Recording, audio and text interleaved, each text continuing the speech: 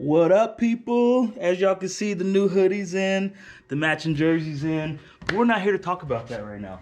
We are here to talk about this last Future Pro tournament out on Lake Oroville.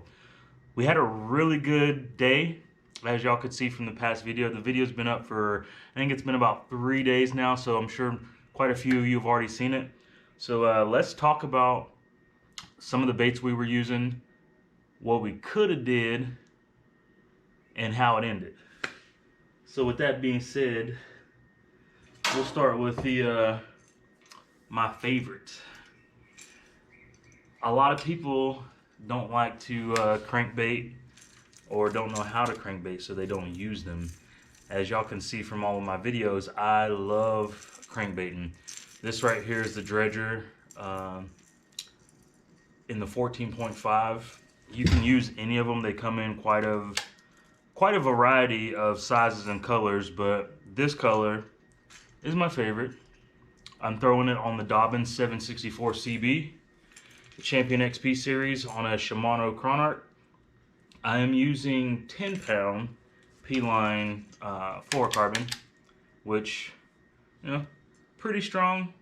I do have some breakoffs on it here and there, fishing it against the rocks. We beat them up with the way we throw these crankbaits out there on the rocks, as you can see in the videos. Other bait that we were using was, of course, drop shot, but we were throwing the NetBait crush worm in the Bang color. These are the 3.75 inch crush worms.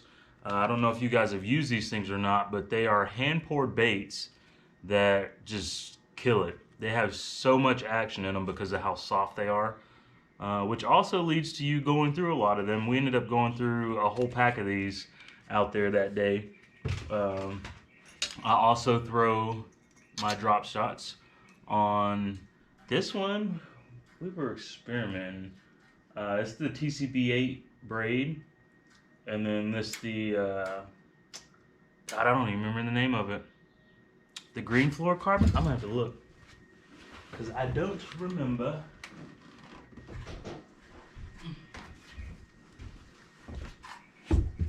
Ooh, we're back. So we throw that. P-line Halo is the fluorocarbon we're using there.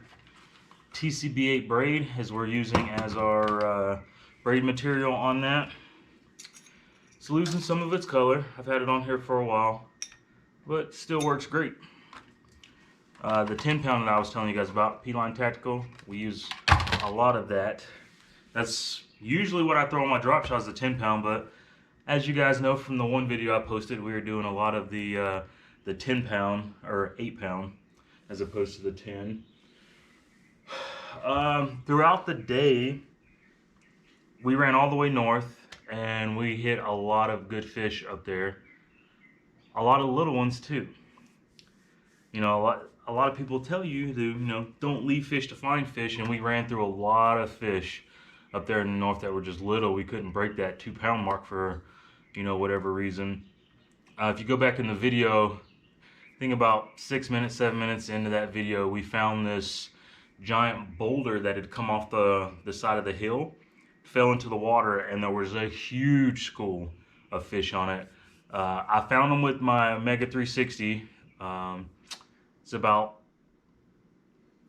we pretty much ran right over top of them, but we seen them floating around that boulder that was in the rock, in the water. Backed off of them, started dropping on them, and we probably sat there for a good hour catching these fish, and just nothing of any size. The biggest one I think was like a 145, maybe 150 out of that, and we needed to.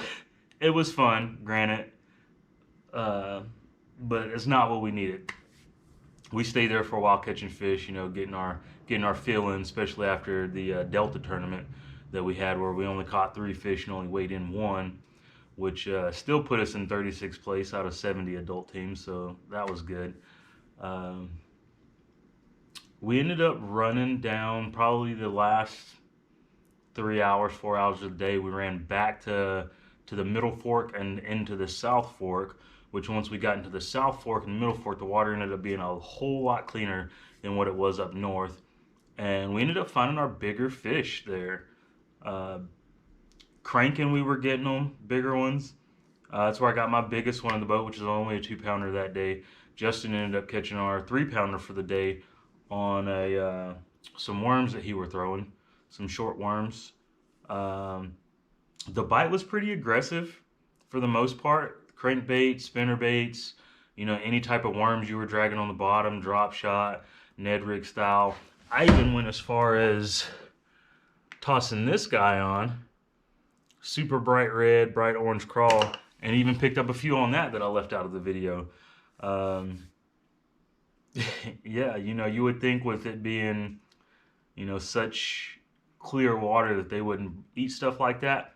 First cast in the water with that thing, it didn't sit on the bottom for even 60 seconds before one of those spots was tagging it and, got him in the boat real quick. I feel like even though we did catch a lot of fish up north, that probably wasn't the move.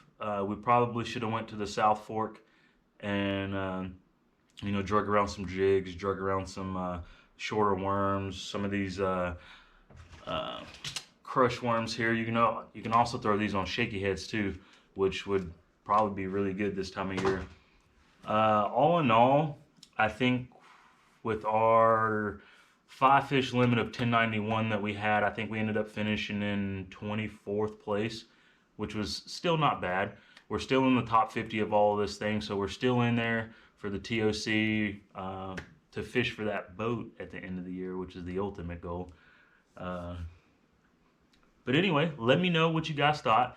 Drop some comments down below and let me know what you guys would have done or wouldn't have done to get the dub in this tournament, because obviously we did not do it. Close, but far from first. Let's see. Yeah, we're just gonna leave it here. Let me know. Like I said, let me know in the comments what you guys would have done, and yeah, we'll probably start doing these videos after each of our tournaments. Kind of talk about what we saw, what we were using. Not all the baits that we use, but probably the top 2, like we just did today, which is crankbait, drop shot for me. So we're just gonna close this off here, and we'll see you guys on the next one.